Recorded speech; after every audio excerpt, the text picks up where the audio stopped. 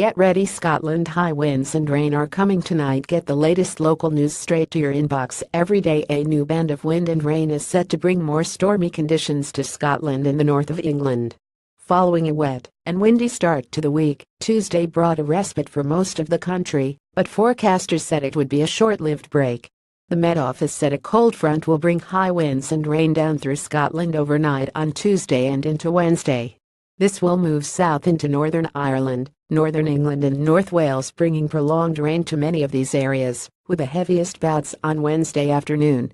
No formal weather warning has yet been issued, but forecasters say wind gusts could reach 40 miles per hour to 50 miles per hour in some places, accompanied by heavy showers.